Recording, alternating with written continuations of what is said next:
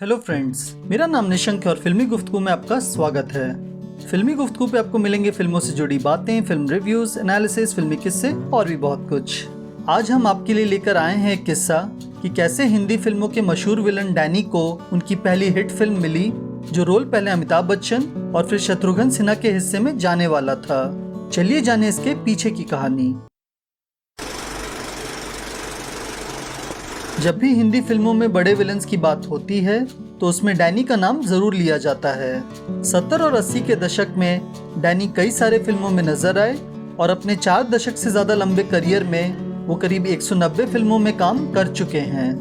Danny का असली नाम शेरिंग फिंटसो डेंजोंगपा है और वो सिक्किम से हैं। फिल्मों में आने के पहले डैनी ने पुणे के फिल्म एंड टेलीविजन इंस्टीट्यूट से एक्टिंग का प्रशिक्षण लिया और वहीं उनकी मुलाकात पहली बार मशहूर डायरेक्टर बी आर चोपड़ा से हुई थी। ये 1970 के आसपास की बात रही होगी।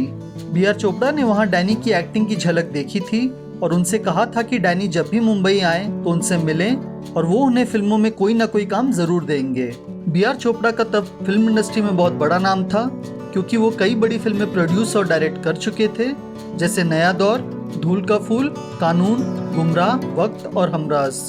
जब कुछ महीनों बाद डैनी मुंबई आए और बी आर चोपड़ा से मिले, तब उस समय बी आर चोपड़ा अपनी फिल्म दास्तान पर काम कर रहे थे, जिसमें दिलीप कुमार मुख्य भूमिका में थे। बी आर चोपड़ा ने डैनी को कहा कि इस फिल्म में उनके पास डैनी के लिए कोई रोल नहीं है, पर वो उनसे आगे मिलते रहे। डैनी को शुरू में फिल्मों में कोई बड़े रोल नहीं मिल रहे थे। उन्होंने अपनी फिल्मी करियर की शुरुआत बी आर इशारा की फिल्म जरूरत से की और फिर उन्हें गुलजार की फिल्म मेरे अपने में एक छोटा सा रोल मिला। धुन के पहले उन्होंने 3-4 और फिल्मों में काम किया, पर उन्हें कोई खास सफलता नहीं मिली। बी आर चोपड़ा दास्तान के बाद अपनी अगली फिल्म धुन की प्लानिंग कर रहे थे। उन्होंने अलग से डैनी को फिर इस फिल्म के लिए मिलने बुलाया।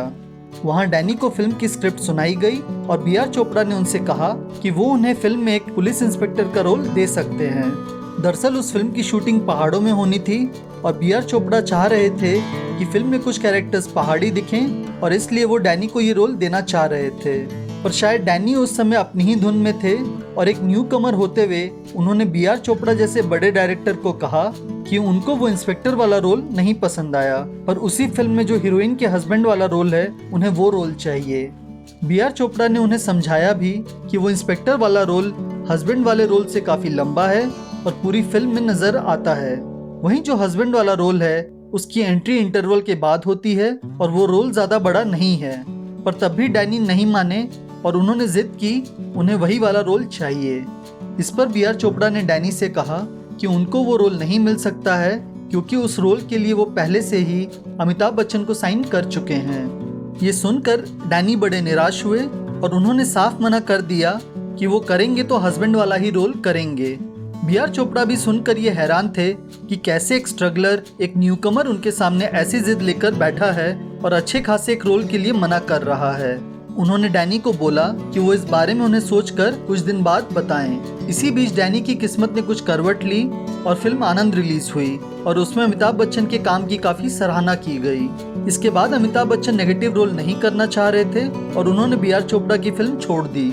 जब डैनी को ये बात पता चली तो वो सीधे बी आर चोपड़ा के पास गए और बोले कि अब तो उनको ये रोल मिलना चाहिए। इस पर बी आर चोपड़ा ने उनसे कहा कि उन्होंने इस रोल के लिए शत्रुघ्न सिन्हा को साइन कर लिया है। फिर 3-4 दिन बाद डैनी को पता चला कि बी आर चोपड़ा ने शत्रुघ्न सिन्हा को फिल्म से बाहर कर दिया है।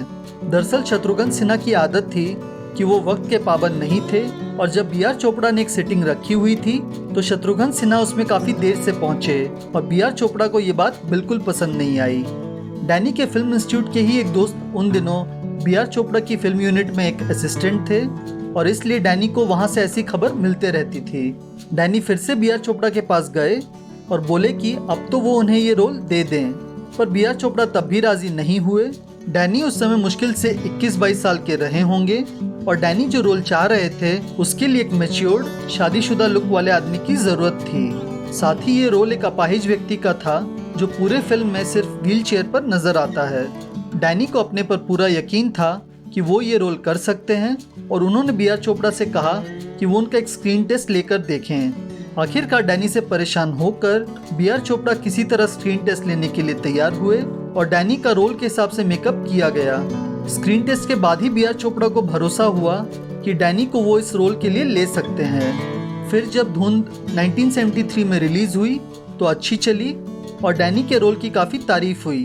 डैनी को फिल्म इंडस्ट्री में एक नई पहचान मिली और बॉलीवुड को एक नया विलन। यहाँ तक कि आज भी जब डैनी के सबसे बेहतरीन रोल्स की बात होती है तो उसमें धुंध का जिक्र ज़रूर आता है। डैनी ने एक छोटे पर दमदार रोल में अपनी छाप कुछ यूँ छोड़ी कि फिल्म शोले के लिए रमेश सिप्पी ने गब्बर के रोल के लिए पहले डैनी से ही बात की थी, पर डैनी उस समय फिरोज खान की फिल्म धर्मात्मा की शूटिंग कर रहे थे और रमेश सिप्पी को वो डेट्स नहीं दे पाए।